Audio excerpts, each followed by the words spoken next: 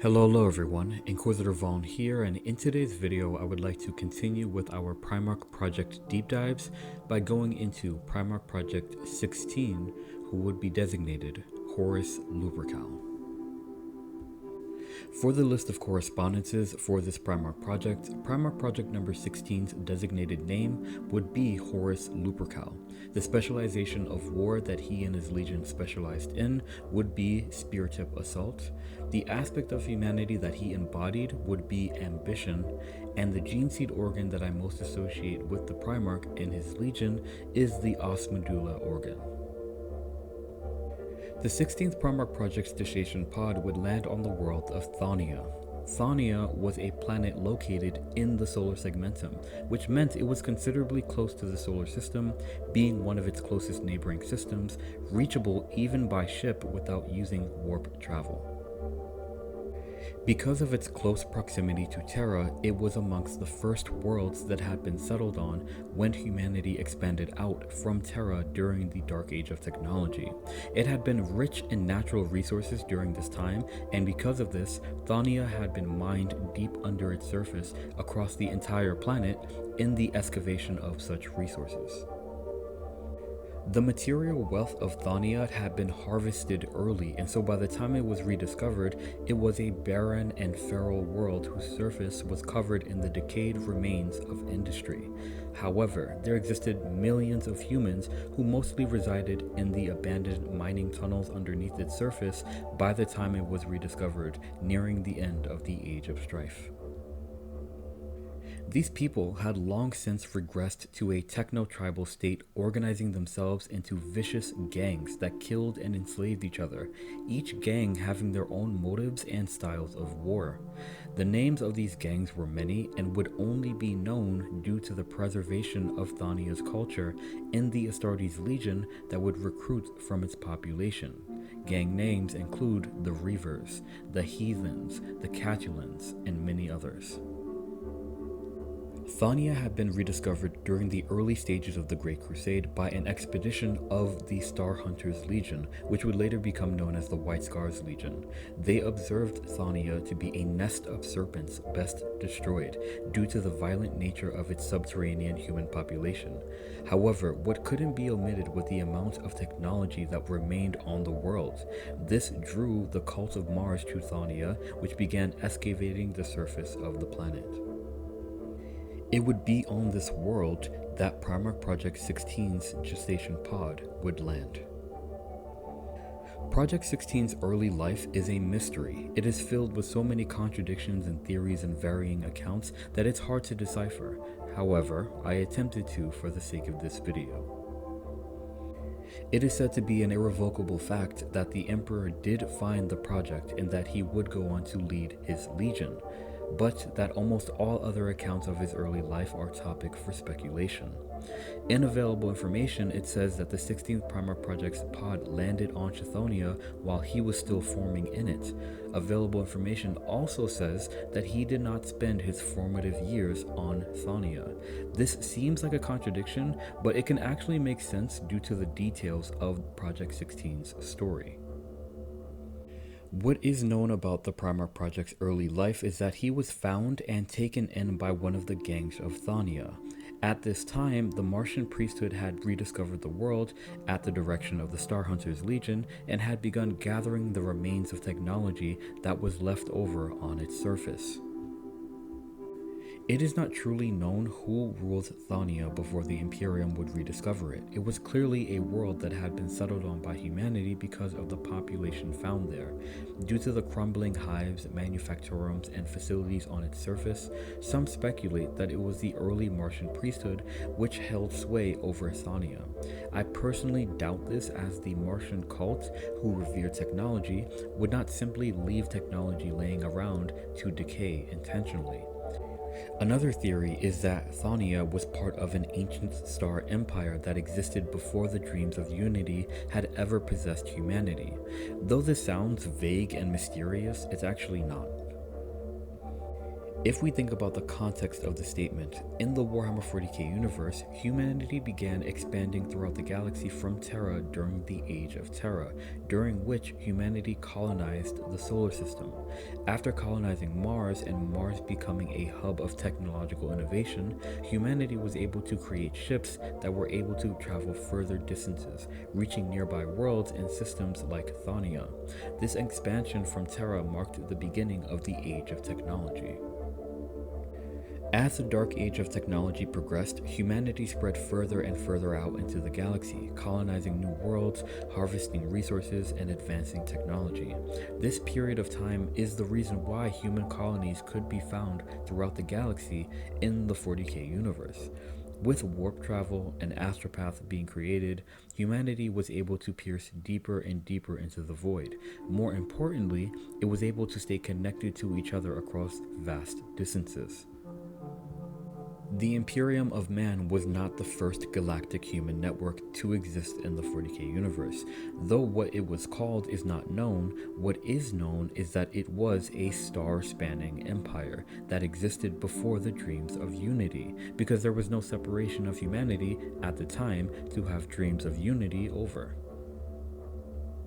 But as we know, that would change drastically. The cybernetic revolt would happen, and machines with artificial intelligence would turn against humanity, countless humans were killed, and entire systems were destroyed by the machines, and the war was only won by what is referred to vaguely as an alliance of species.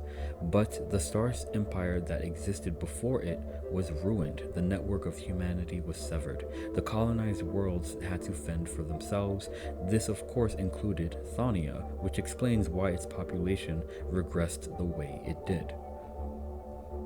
But going back to the Primarch Project 16's story, some sources say that he participated in the brutal gang wars of the world, and this may be true to some extent, but if accounts are correct, then he participated in them alone until he was taken in by one of the gangs and their leader, Khagadin.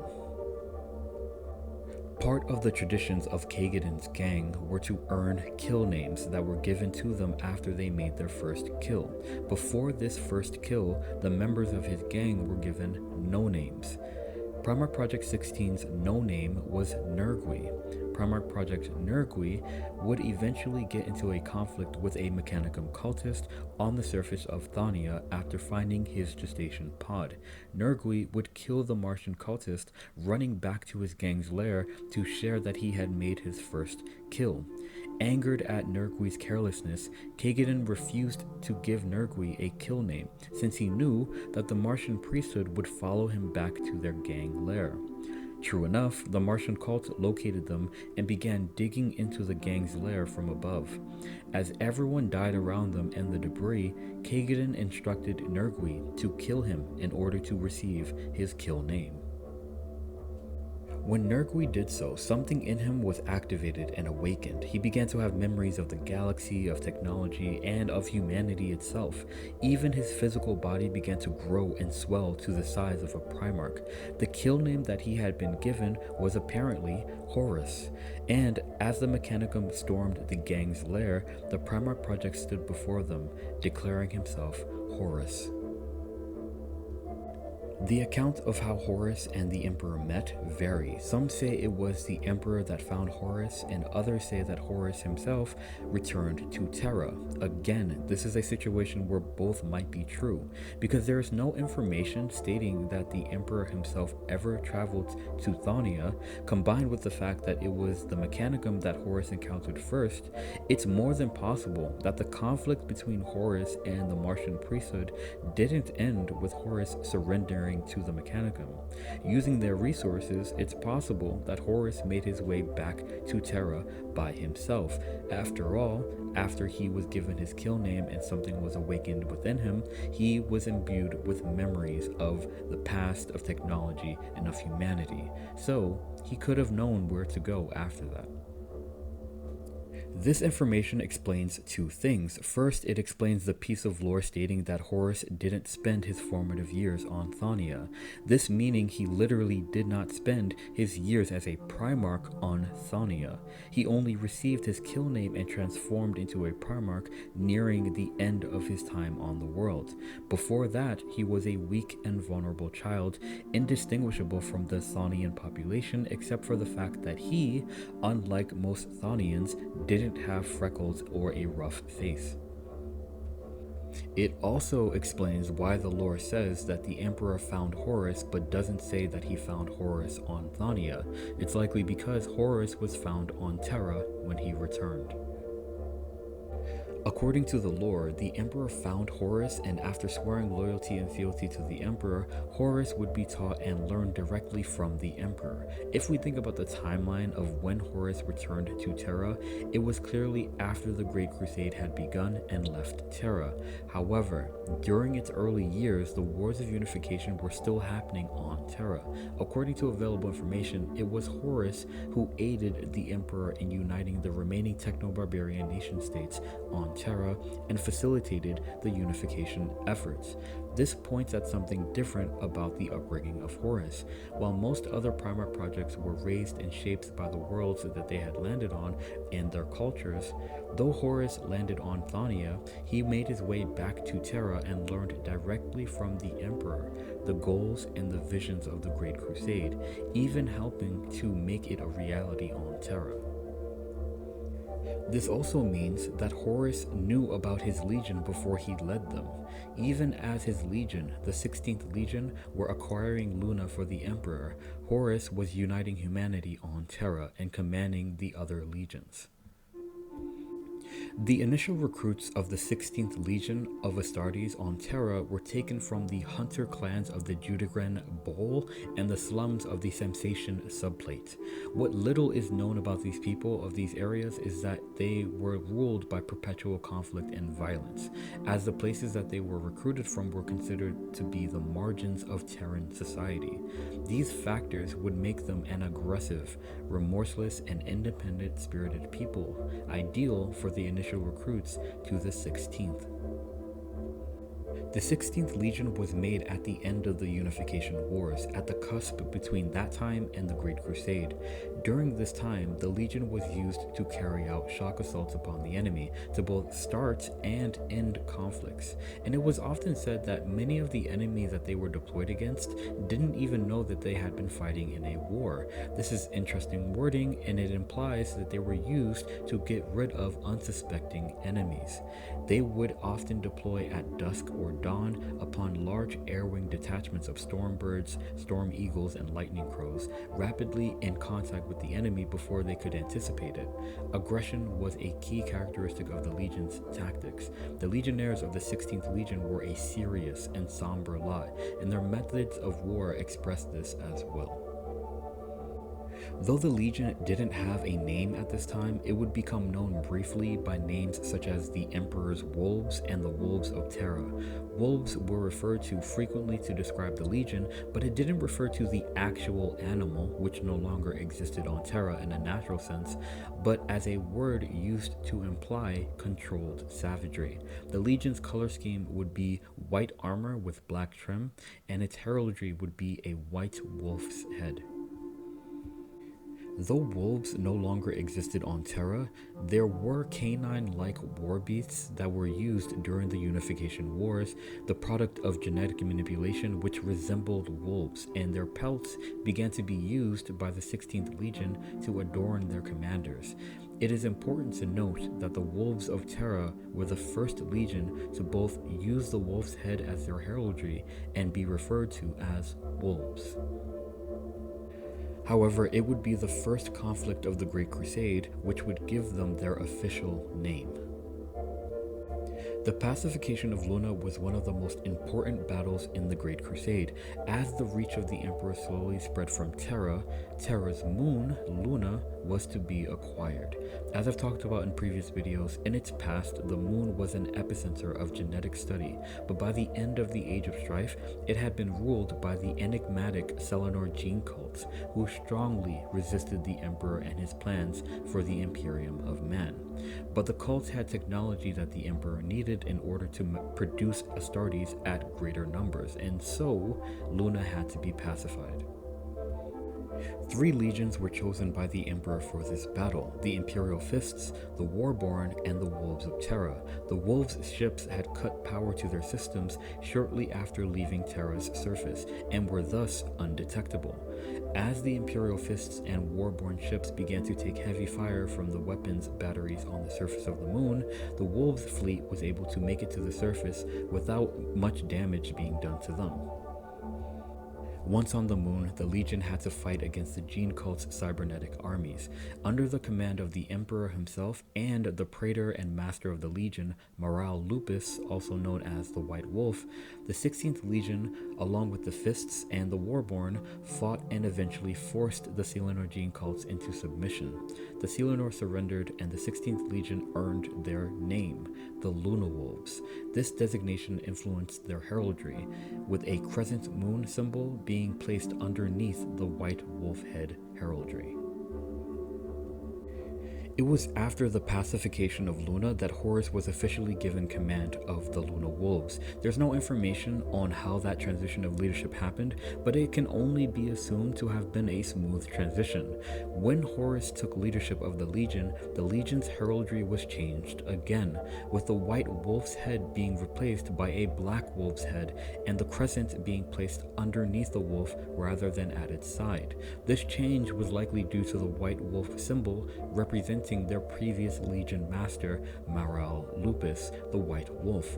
Maral Lupus didn't die on Luna and would die during another battle, but the slight change in symbol was likely to represent Horus leading the Legion now that he had been reunited with them.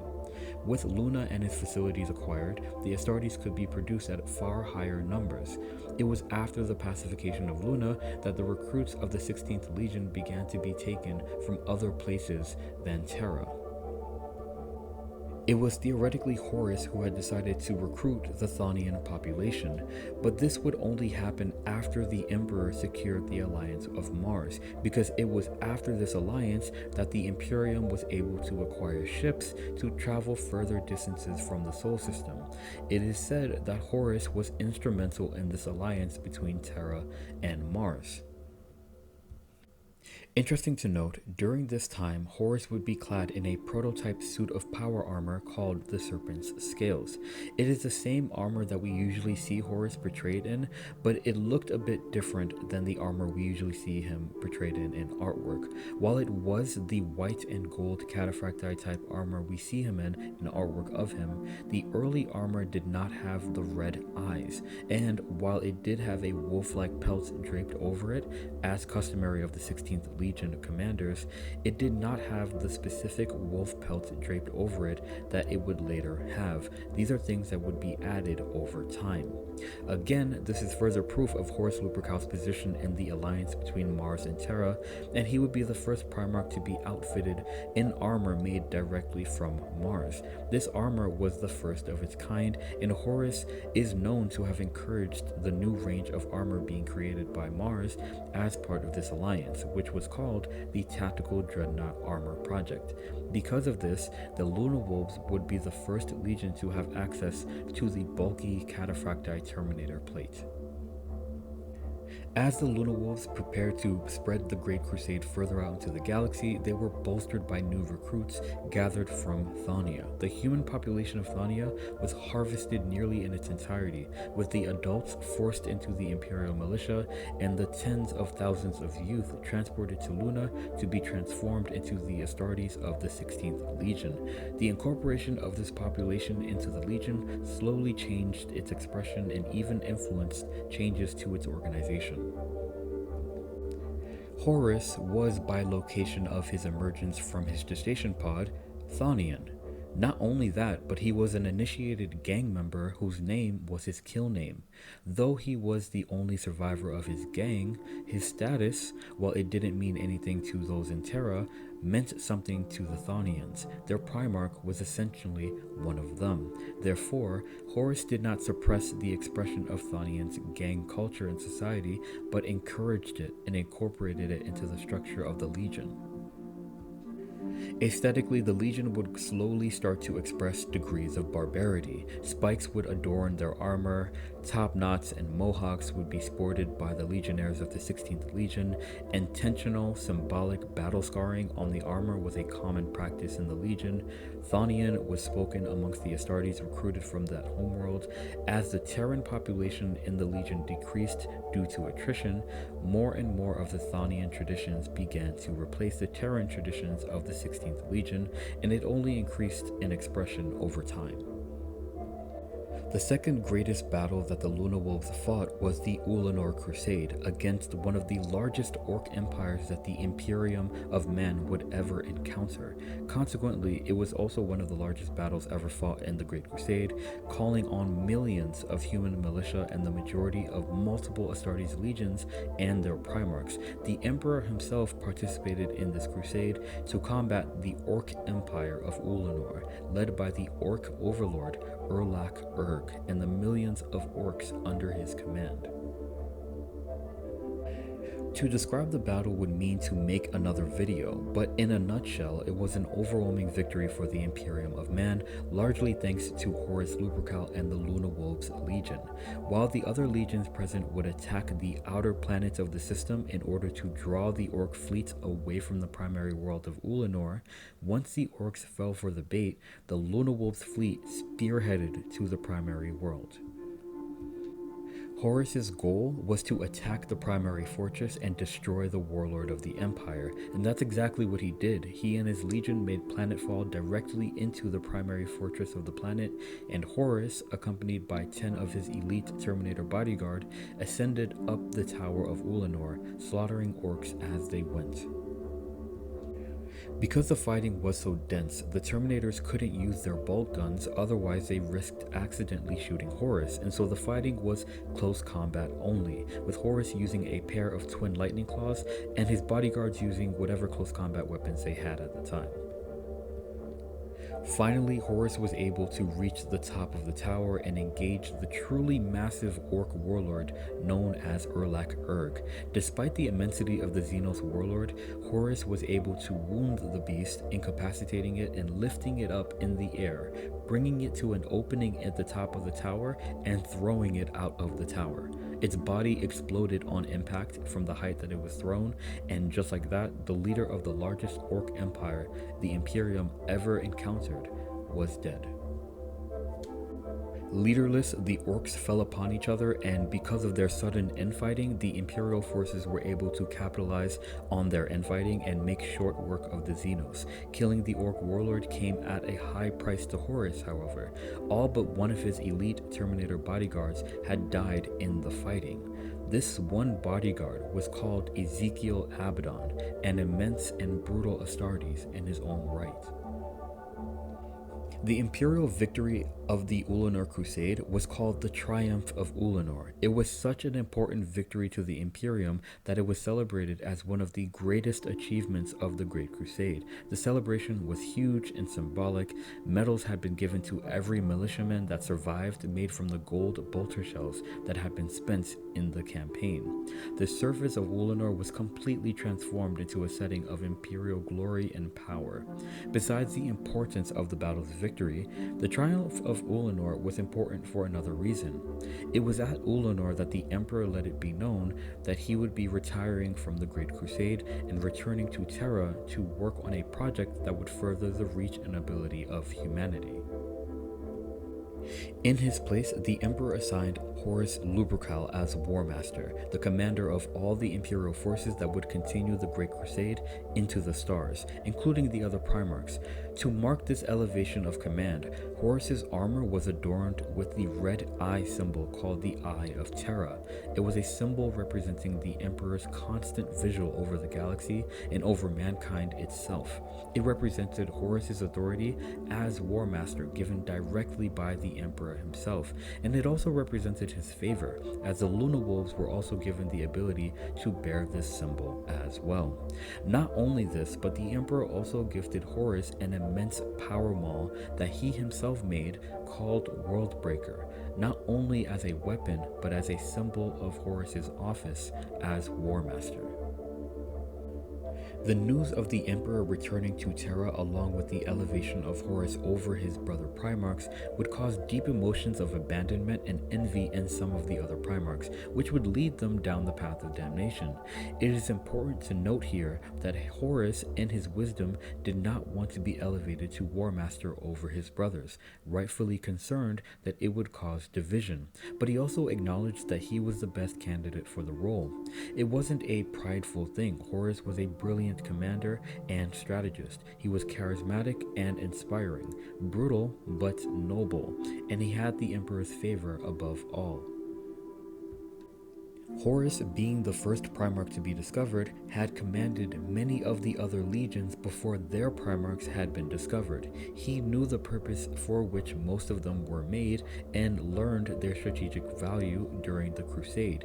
He was a master of negotiation, open-minded enough to know that completely disregarding the various cultures of humanity spread across the galaxy was unwise, but yet powerful, and loyal enough to keep the objectives of the Great Crusade and the goals of the Imperium in mind at the same time, something that the other Primarchs were unable to do.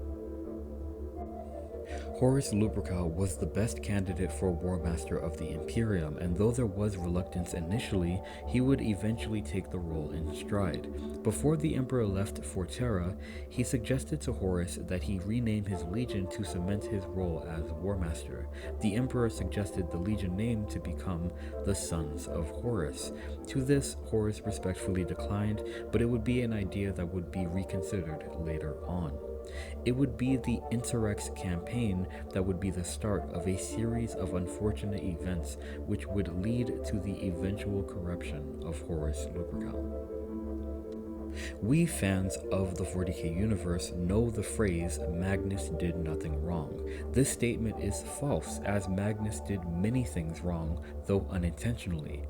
If there was a Primarch who could be said to have done nothing wrong but caused a series of tragedies to occur, it would be Horus Lupercal, and it started with the Interrex campaign.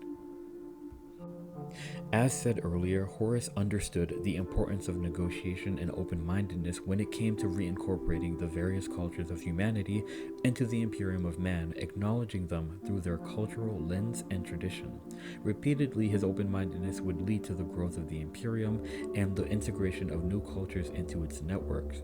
This integration was Horus's goal when his expeditionary fleet met the Interrex. The Interrex were an evolved offshoot of humanity that was far more advanced than the Imperium of Man technologically and spiritually. The Interrex had encountered the Eldar, who warned them about the corrupting powers of chaos. Therefore, the Interrex were a peculiar peoples who were cautious of Horus Lupercal and the warlike nature of his legion. Even Horus's title of War Master made them suspicious and wary, but Horus was patient and understanding, willing to meet with the Interrex in the hopes of bringing them into the Imperium of Man. This process was interrupted by an Astartes of the Wordbearers Legion called Erebus, who broke into the Interrex's collection of weapons and stole the Kinbrak Athame, a powerful chaos-infused weapon. The Interrex were alerted of this theft and blamed Horus, who, not being guilty of theft, was unaware of what was going on. The Interrex weren't hearing it and raised weapons against the Luna Wolves, and the Luna Wolves responded in kind. War broke out over this matter, and Horus was successfully taken from the meeting place with the Interrex by his legion.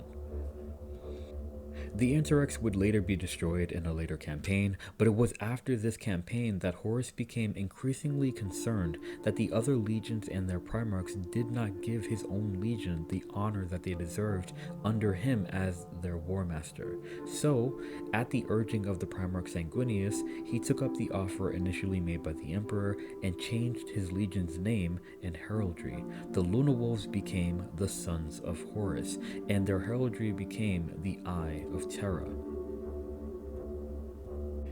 It was here that the color scheme of the Legion also changed from the white and black of the Luna Wolves to the sea green and black of the Sons of Horus. It is unknown why this color was chosen, but theories are that the pale green was inspired by the Ullanor campaign and the victory over the Orcs, because it was after that conflict that Horus Lupercal became War Master of the Great Crusade. Basically, the color was inspired by the enemy they fought and conquered, and was imbibed in the same spirit that the Legion had previously begun to scar their own armor in, namely to honor the enemy that they had beat for their prowess. As to why the color was not directly green as opposed to a lighter sea green, I theorize that it was inspired by the combination of colors of the white of the Luna Wolves and the green of the Orcs, which would naturally produce a lighter sea green, but that's just my opinion. It was as the Sons of Horus that the Legion became increasingly barbaric and steeped in Chthonic culture. The gang-oriented culture of Chthania had already inspired a few elements of the Legion when they were the Luna Wolves. This increased when they became the Sons of Horus. Remember earlier in the video when I said that the names of the various gangs of Chthania would only be known because they were preserved in the Legion they would be inducted into? This is what I'm talking about. While the organization followed the standard organization of all legions as dictated by the Principia, the specialized units of the Legion were named after the prominent gangs of Chthania, many of which the recruits to the Legion were a part of. Though there would be specific modifications to the armor of the Legion to express some of the tribal and gang-inspired aesthetic, such as the addition of top knots on the armor, skull-like faceplates, gang symbols, kill markings, and gold-dipped skulls, there was a particular emphasis on the importance of the first company of the Legion, which generally wore black and gold power armor. The elite Terminator bodyguard of the Legion were called the Justarian, and they were named after one of the powerful gangs of Chthania and wore black and gold cataphracti pattern Terminator armor. The black and gold armor, as I said, was characteristic of the entire First Company, but the use of the cataphracti Terminator plate in the First Company was unique to the Justarian. They were used as the spear tip of the spear tip to be deployed into the thick of a battle and target either the head or the heart of the enemy forces. They relied on their armor's resilience in such endeavors, tanking damage to themselves to complete these goals. They were led by the first captain of the Legion, Ezekiel Abaddon. As a role in the Legion organization, the Justarian existed since Horus Lupercal took leadership of the Luna Wolves, and were perhaps the first unit to reflect some aspect of Chthonian culture. It was only after the Luna Wolves became the Sons of Horus that Horus Lupercal began to elevate the assault-oriented despoiler squads of the Legion, having them form the second half of the First Company. These squads were called Reaver Attack Squads and were perhaps most designed with the gang wars of Chthania in mind. They were usually rapid assault troops used to wound, maim, and cause disarray in the enemy forces. Reaver squads operated as independent units of each other, or for lack of better terms, as their own warbands, gangs, or kill teams. There were many Reaver attack squads formed into collectives. Each collective of Reaver squads was led by a chieftain, or a junior officer. Each collective or company of Reavers was named after one of the Chthonian gangs. There were the Heathen Reavers, the Thane Reavers, and many others, but the most infamous were the Catulan Reavers, which served as the second half of the First Company. The Catulan Reavers focused on fast attack, spear tip-oriented assaults, revealing the true specialization of war that the Sons of Horus excelled in. the decapitation strike, the destruction of enemy command structure, and the killing of the enemy leaders. This was illustrated most during the Ulanor Crusade, when Horus and his legion decapitated the head of the Orc Empire of Ulanor by killing its leader. This would explain Horus's approach to war and focus during the Horus Heresy. This focus, combined with the legion's traditionally aggressive style of war and the gang culture of Thania, made the 16th Legion the Emperor's barbaric headsman.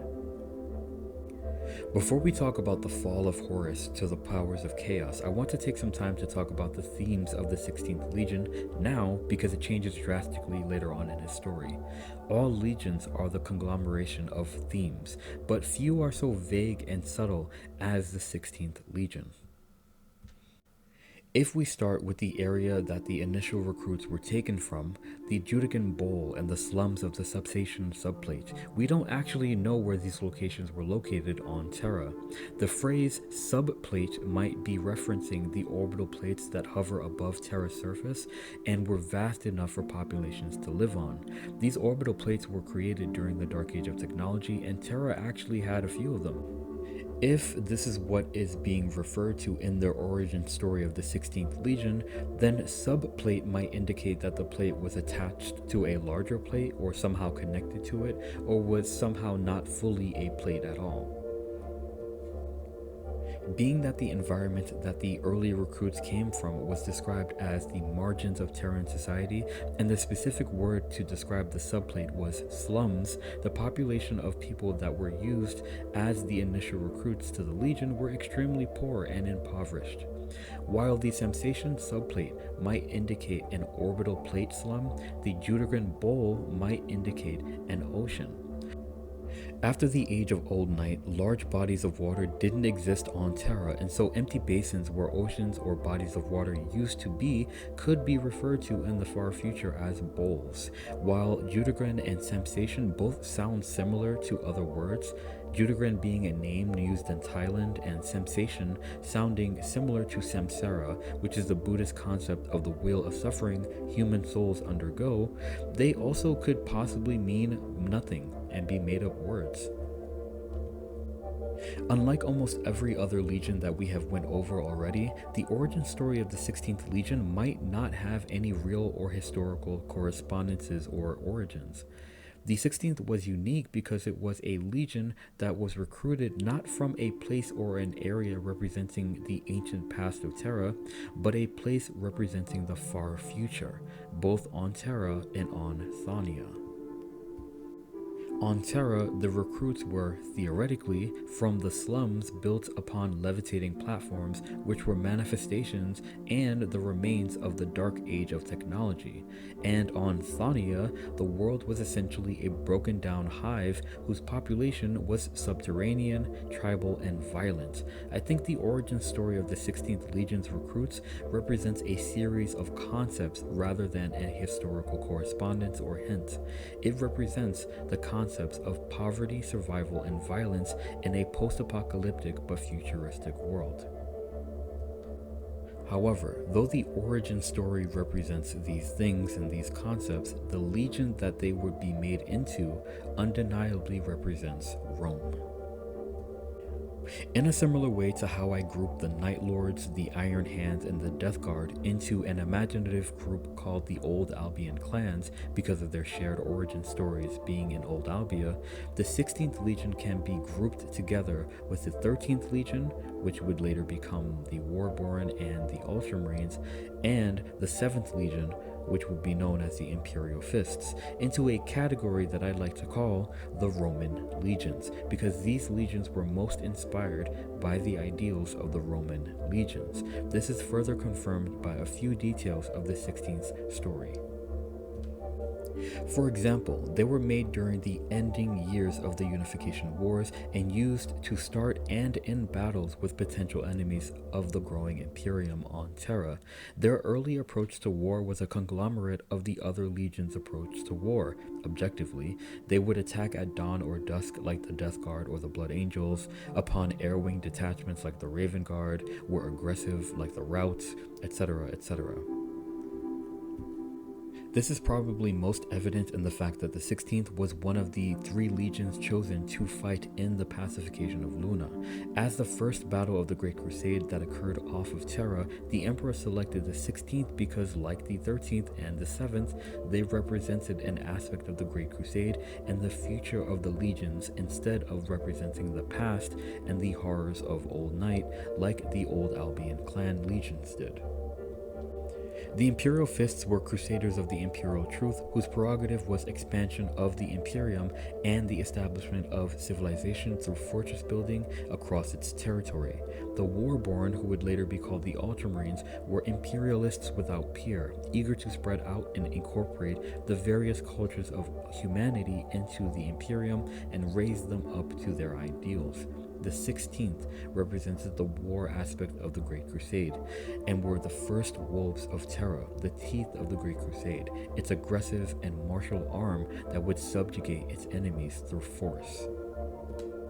Though some may say other legions also represented these things, upon further reflection, they actually didn't. For example, the Warhounds were far too focused on destruction to be considered a progressive legion. The Rout were a police force, the Night Lords were a vengeance force, etc., etc.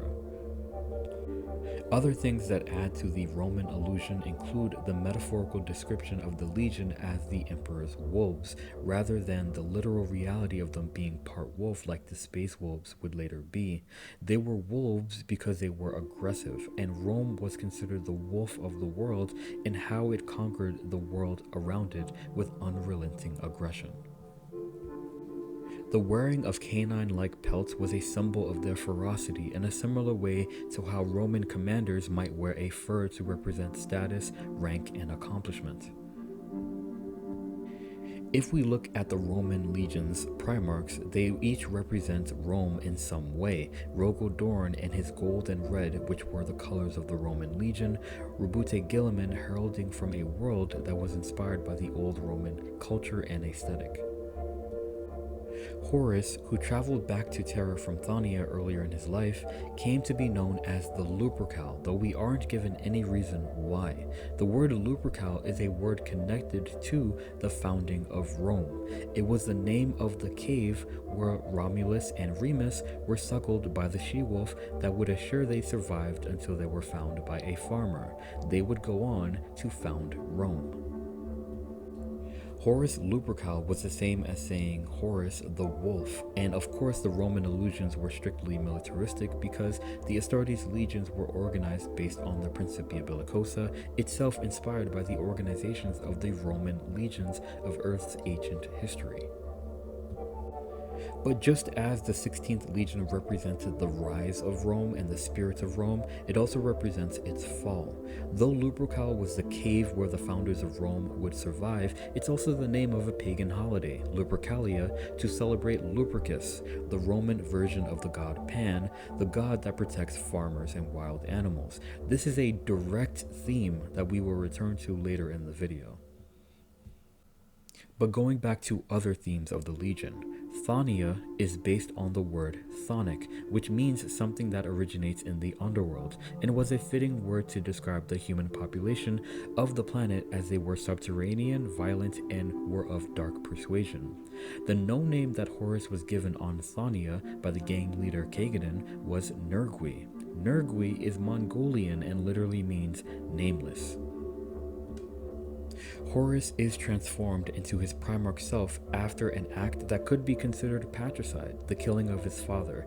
If we could consider Kagadan a brief father figure to Horus, whom could give him a name and would initiate him into the gang warfare type lifestyle of the world.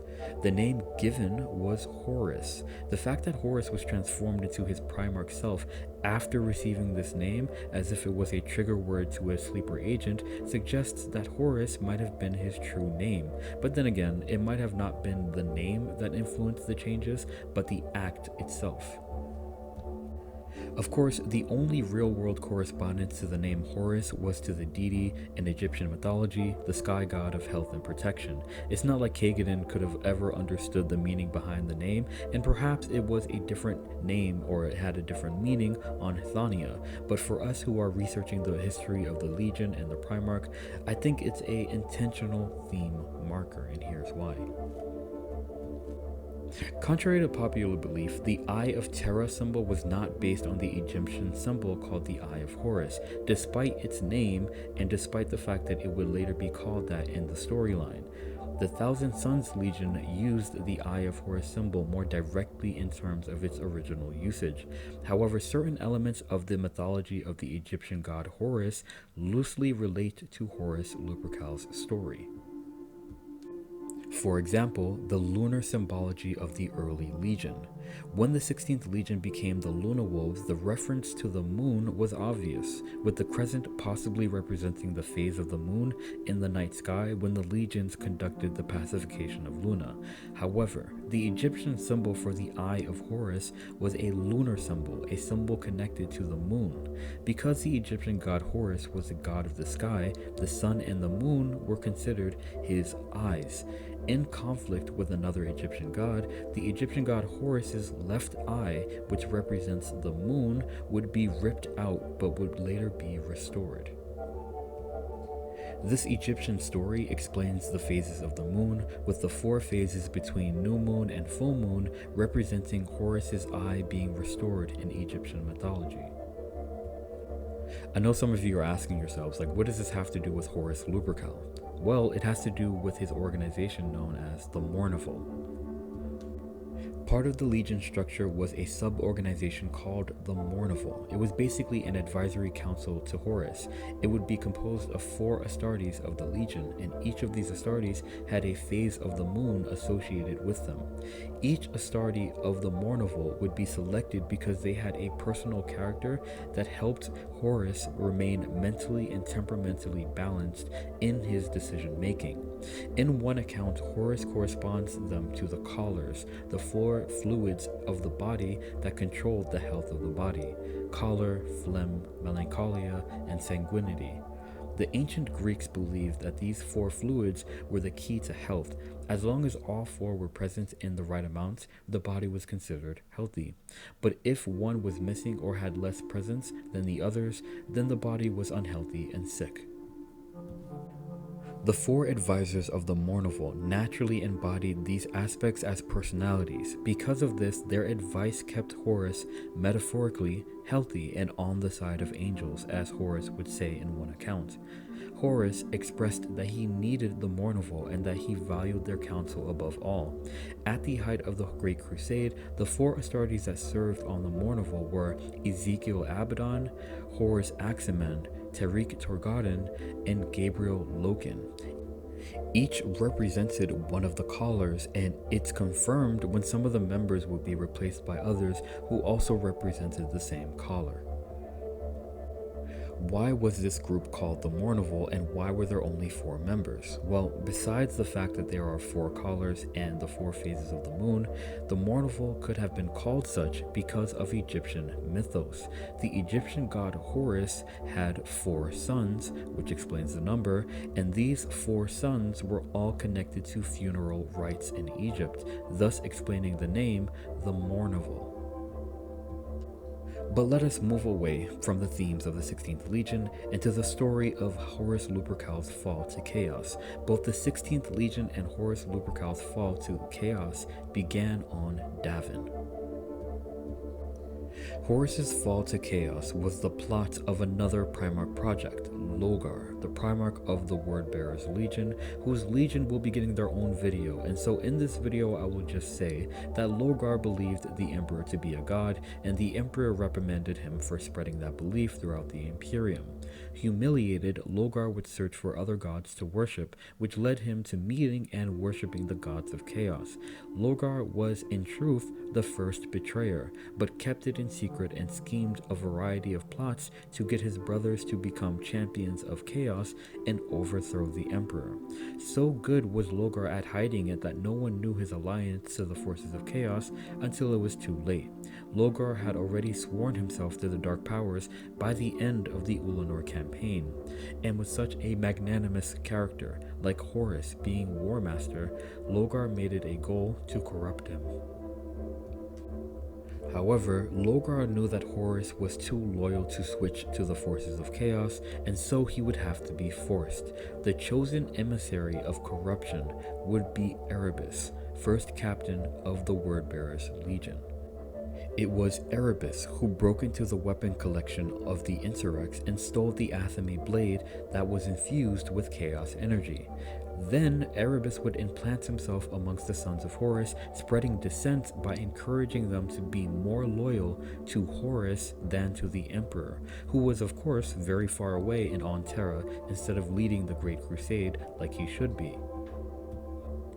It was around this time that the 63rd Expeditionary Fleet would discover the Davin system and make contact with yet another deviant, though less advanced, offshoot of humanity, who initially resisted the Imperial forces but then quickly surrendered because the Imperium had better weapons.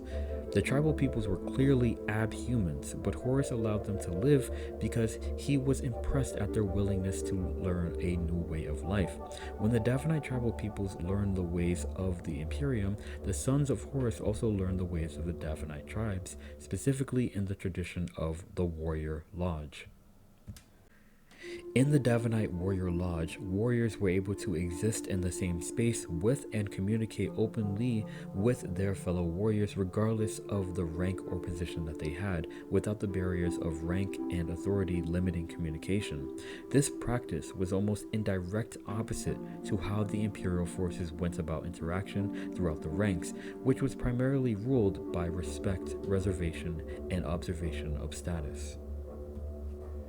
Horus was curious about this tradition and tried it out within his own legion.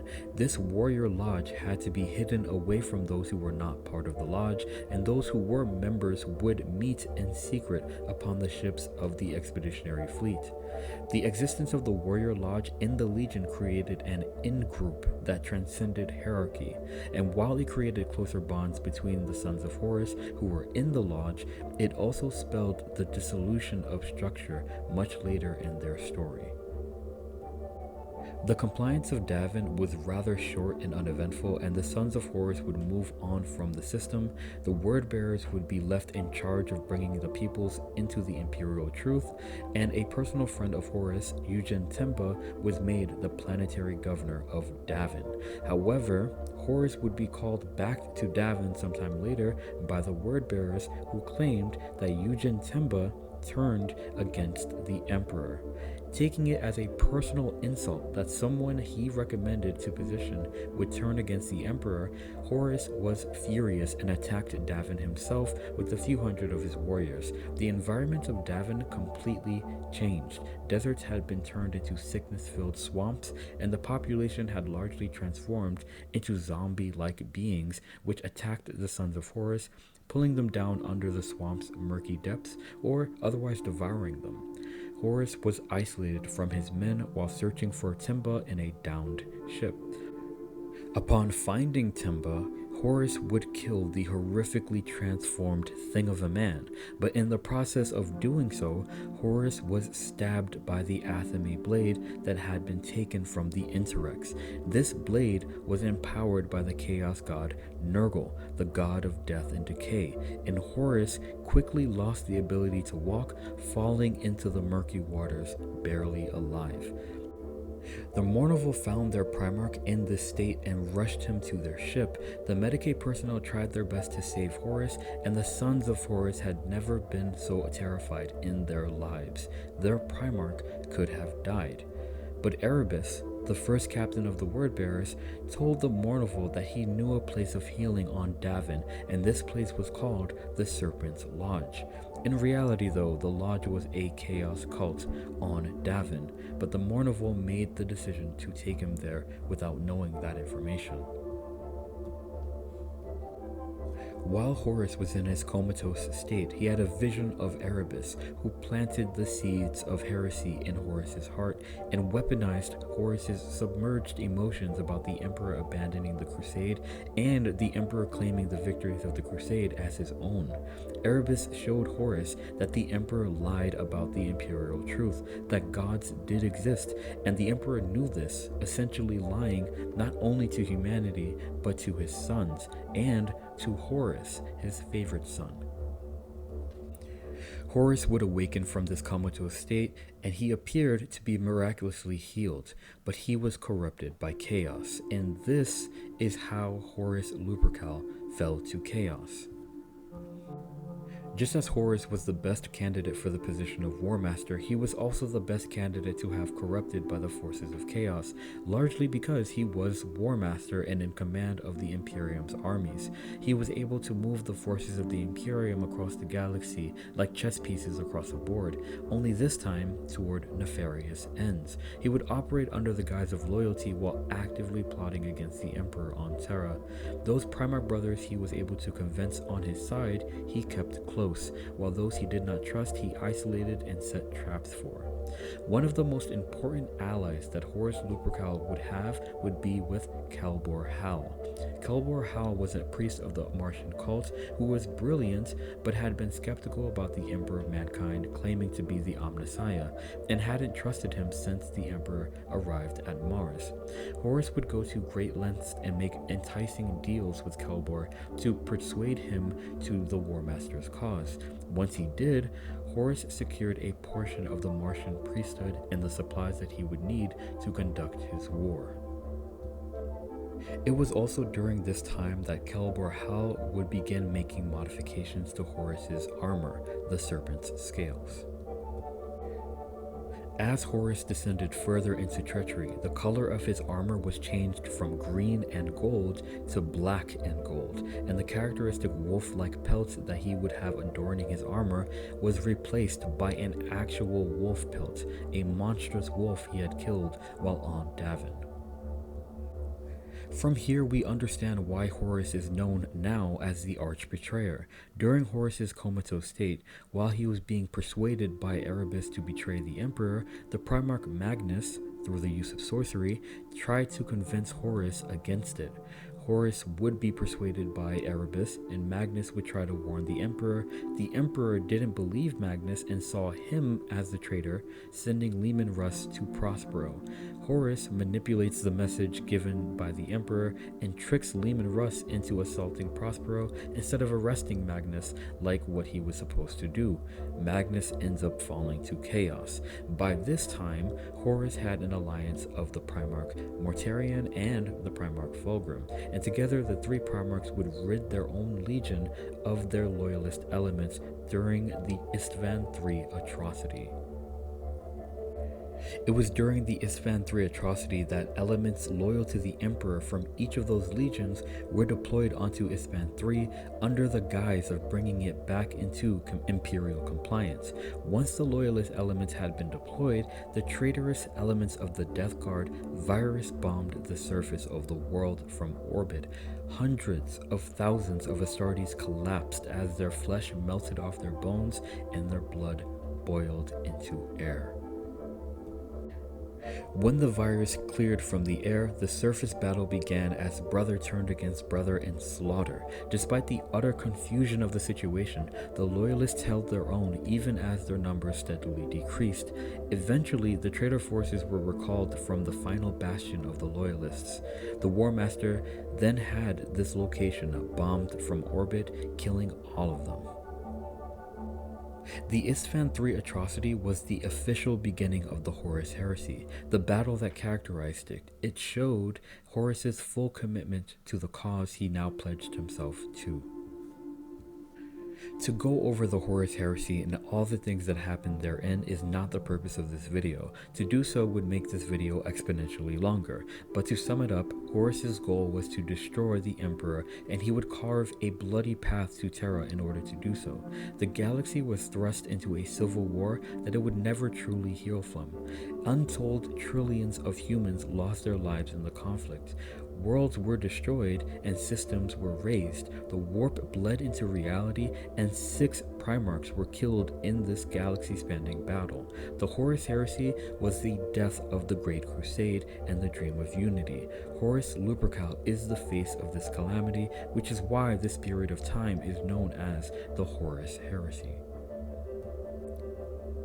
But ultimately, Horus would not be successful. The climax of the Horus Heresy was the moment that the Emperor of Mankind himself boarded Horus's ship to confront his wayward son.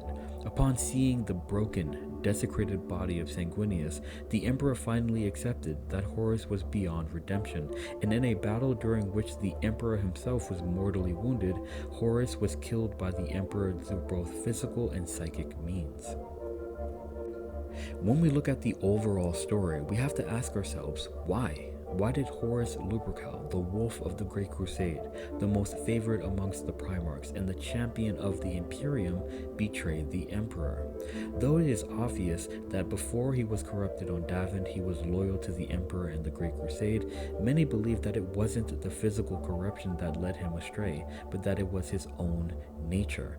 This leads us to talking about the aspect of humanity that Horus Lupercal embodied. The aspect of humanity that I think Horus Lupercal embodied was ambition. Ambition, in simple terms, is the desire and determination to be successful. Ambition is what elevates some above others, as they are those who strive and put in extra effort in order to accomplish their goals and objectives. Since their creation nearing the end of the Unification Wars, the 16th Legion was characterized by the aggression with which they fought for the Imperium. Though they were literally aggressive in the style of war, deploying rapidly in attack and concluding wars shortly, they were also aggressive energetically, aggressive toward the cause being the Great Crusade. It is a characteristic of the quote-unquote Roman legions of the Adeptus Astartes to rapidly expand the Imperium further and further. As said earlier, the Imperial Fist laid the physical foundation for the Imperium more than any other legion, fighting, building epicenters of society, an order from which the Imperium would seed and grow before moving outwards, ever forwards, to do the same across 1,000 worlds. The Warborn spread out and conducted incorporation of various cultures of humanity, placing them under the banner of the Imperium. The Warborn claimed more worlds than any legion during the Great Crusade and were responsible for creating Ultramar. Though the Lunawolves, before being reunited with Horus, were overall similar to the other legions, under the direction of Horus, their natural aggressive approach to the Great Crusade was honed to a purpose the Emperor designed, to be the spear-tip force, the first to attack, the savage teeth and claws of the Imperial ideal.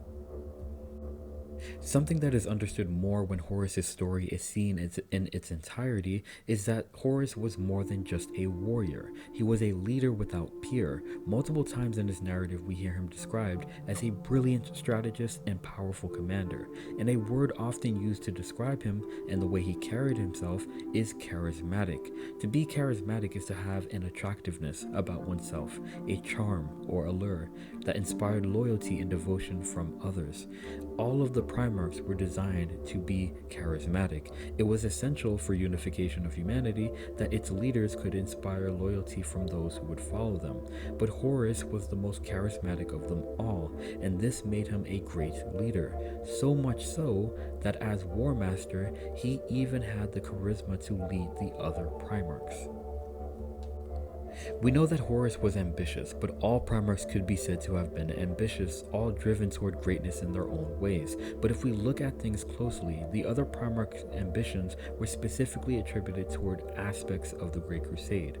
Mortarian's ambition was the death of tyrants. Magnus's ambition was to understand the warp and psychic ability. Gilliman's ambition was to build Ultramar. Leman Russ's ambition was to serve the Emperor as his enforcer, and so on and so on. Horus Lupercal's ambition was the Great Crusade itself, the uniting of humanity under the banner of the Imperium of Man. How? By being the best at it. In comparing Horus to the other Primarchs, I think that Horus was most similar to Roboute Guilliman and Jaghatai Khan. Both Horus and Guilliman were imperialists, and while Guilliman and his legion claimed more worlds than any other during the Crusade, none did it with as much flair, daring, and aggression as Horus Lupercal and the Luna Wolves, later to be called the Sons of Horus. Both were great strategists, and both were known for having an open mind toward the various cultures of the Imperium. Both also had advisors to them, Horus with the Mournival and Guilliman with the Tetrarchs. However, Guilliman would take the war tactics of these cultures and learn from them, incorporating them into the knowledge of the Legion, but ultimately he would impose the Imperium onto said cultures. Horus Lupercal was the opposite. He stayed true to the style of war he learned on Thania, not deviating from it but expressing it more over time. Instead, Horus would be open to learning the cultures of others and interacting with them on that footing, in that context, while still keeping the goals of the Imperium in mind. Horus almost naturally understood human psychology and sociology, using this knowledge to interact with others. To some, this is seen as manipulative, by others it's seen as intelligent, but regardless of the perspective around it, this approach to prosecuting the Great Crusade was effective. With most other Primarchs, it was my way or no way. With Horus, it was your ways can become a part of our ways. It can be said that there was a competition between the two, or at least a competitive edge driven by similarity of nature. When Horus Lupercal was declared War Master, some say that Roboute felt that he should have been chosen. This remains unconfirmed, but it is no wonder that Roboute Guilliman would become Lord Commander of the Imperium twice in his lifetime. That speaks much to the fact that Guilliman could have also been War Master if Horus had not already been so favored by the Emperor. Horus had the perspective to understand that humanity would not be the same throughout the galaxy, but not being the same did not mean not being humanity. Twice he would meet with essentially abhuman populations, sitting down with them and talking with them himself in attempts to understand them and for them to understand him. He wasn't weak or spineless. His goal was the Imperium of Man, and he never deviated from that, always leaving space in his communication to imply the option of force he could use with his legion, but he tried diplomatic means first. However, his willingness toward diplomacy almost got him killed twice and was technically the reason why he became the corrupted form of himself. Horus Lupercal was also similar to Jaghatai Khan in aspect as well. Both Jaghatai Khan and Horus Lupercal were independent thinkers who understood the necessity of the Great Crusade. Both come from relatively tribal backgrounds, with Jaghatai's origins being in the tribal, war-ridden Chagoris, and Horus' origins being in the subterranean, gang-ridden catacombs of Thania. Both Primarchs were charismatic, powerful, and barbaric in aspect. While other legions, like the Emperor's Children, were named such because of their loyalty to the Emperor of Mankind, both Horus and Jaghatai's legions would be named after them, the Sons of Horus and the Horde of Jaghatai, because of the loyalty they inspired in their Astartes toward them. Both would incorporate the tribal nature of their homeworld's populations into their legions, with Horus the gang names and markings of Thania, and with Jaghatai the tribe names and scar patterns of Chagoris. Jaghatai was a wild card, and it was frequently frustrating to the other Primarch projects to deal with that, but Horus understood Jaghatai and never tried to control or direct him. Horus appreciated talents over appearances and valued Jaghatai. Horus and Jaghatai were actually really close, and it's for this reason that Horus tried to convince Jaghatai to his side in the heresy. However, he would be unsuccessful in doing so. All Primarchs were ambitious in the ways that they were.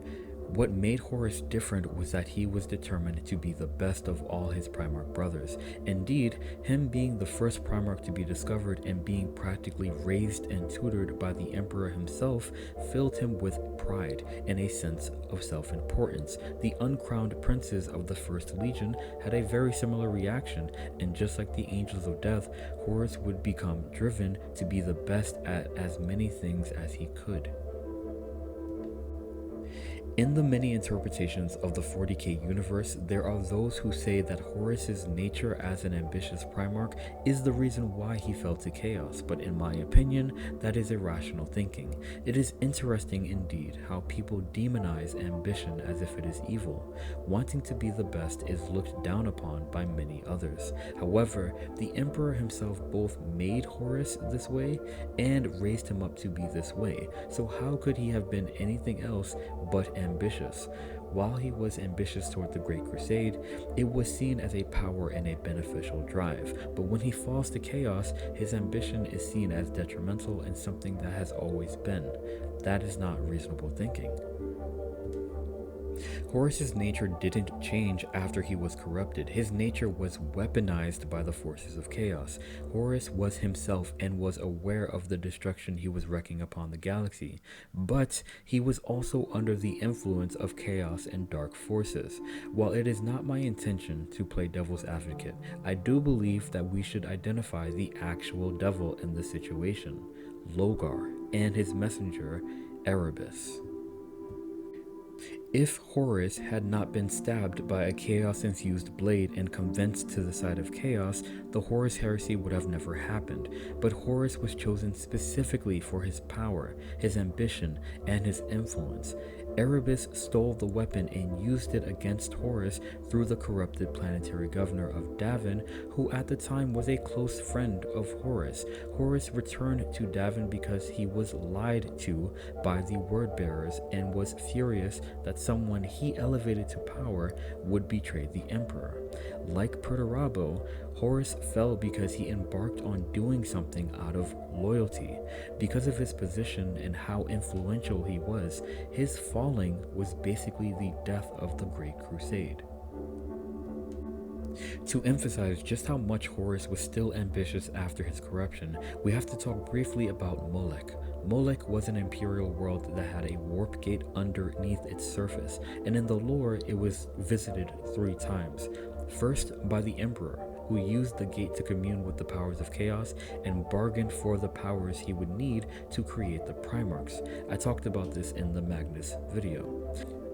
The second time that Molech was visited was to subjugate the world and bring it back into the Imperium. It was Horus Lupercal and his Lone Wolves, along with the Dark Angels, the Emperor's Children, and the White Scars, and their respective Primarchs, who took part in this campaign, and after the fighting was done, the Emperor erased the memory of the battle from everyone there so that they would not remember the significance of the planet or the warp gate under its surface. Interestingly enough, a city on the world was named after Horus Lupercal. It was called Lupercalia, and underneath Lupercalia was the warp gate on the world.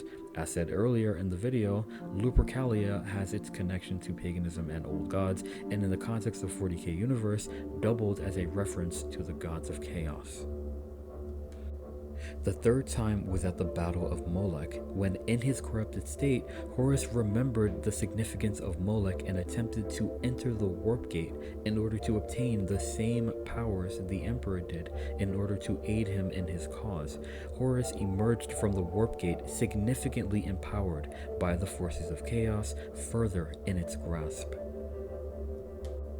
So he was still his ambitious self, but he was equally under the influences of dark forces. Increasingly, the War Master would be seen barely conscious, sitting on the command throne of the Vengeful Spirit as chaos energy radiated from him, even distorting the environments around him. His legion began to soon think that he was possessed by a demon.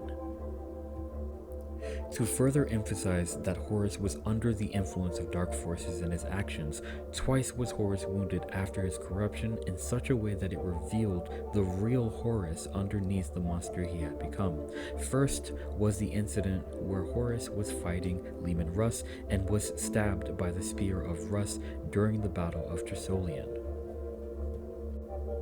The Spear of Rus was a weapon created by the Emperor called the Dionysian Spear. It had the ability to reveal the truth of those it pierced. In the battle between the Primarchs during the conflict, Leman Russ would pierce Horus with the spear, and he would see the truth of Horus, the regular Horus, underneath the layers of chaos influence. The second instance was when the Emperor himself killed Horus. Right before the Emperor delivered the killing blow, both physically and psychically, he saw for a moment the real Horus, uncorrupted and loyal. This Horus saw the Emperor too and shed a single tear in the realization of what he had become. It took every ounce of emotion to be stripped away from the Emperor in that moment for the sake of the future of humanity to follow through and kill Horus. After seeing that, the Emperor killed Horus both physically and spiritually so that the ruinous powers could not make him a demon prince. With his death, the Horus heresy was over, but the Emperor himself was physically dead, found by Rogol Dorn and carried back to the Golden Throne, and the Imperium would remain in perpetual civil war into the current setting. The legacy of Horus in the current setting is in the Black Legion, which is what the Sons of Horus became after their Primarch's death. The Legion painted their armor black in mourning over the loss of their Primarch, and their Legion symbol changed from the Eye of Terra to the Eye of Horus, which differed slightly in that it incorporated the Chaos Star. They were led by a new champion, a figure that was once the left hand of Horus, the first captain of the Sons of Horus Legion, and now the master of the Black Legion, Ezekiel Abaddon. Abaddon and the Black Legion have continually assaulted the Imperium of Man in a series of Black Crusades ever since, intending to finish what their Primarch started. Last but not least, the gene seed organ that I associate with the 16th Primarch and his legion is the Os Medulla. The Os Medulla is called the Iron Heart and is the second organ to be implanted into an initiate Space Marine. The function of the Os Medulla is essentially to increase the size of the Space Marine by increasing the size and strength of their skeletal structure. Once the Os Medulla is implanted and activated, the Astartes initiate grows significantly in height up to about 7 feet on average. Their skeletal structure becomes thicker, making their body a more brutalized weapon of war. The individual ribs of their rib cages also fuses together, providing protection to the Astartes' vital organs. Though that aspect is good, it also makes surgeries on Space Marines difficult because the apothecaries have to break through the carapace that has been formed due to the organ. The reason I associate this organ with Horus Lupercal is primarily because of Horus's youth and beginning. While on Thania, Horus was a weak and frail Primarch who lacked the size and stature of a regular Primarch and mostly blended in as a regular human up until he would kill Khagadin and receive his kill name. After that, something was triggered in Horus, and along with the memories he gained, he would swell significantly in size to the height and stature of a Primarch. Though Primarchs don't necessarily have gene seed organs, this sudden transformation from weak and frail human into tall and powerful Primarch reminds me of the transformation that a regular human undergoes when being transformed into a Space Marine, a process initiated by the Os Medulla organ. The difficulty in conducting surgery after a Space Marine is wounded because of this organ and the effects of the body reminds me of the difficulty that the Sons of Horus apothecaries had trying to heal Horus after he was stabbed by the Chaos Blade. And that was my deep dive into the 16th Primarch project, Horus Lupercal, Primarch of the Luna Wolves Legion. Without anything else to be said, Inquisitor Vaughn out. Remember, the Emperor protects and the future is successor.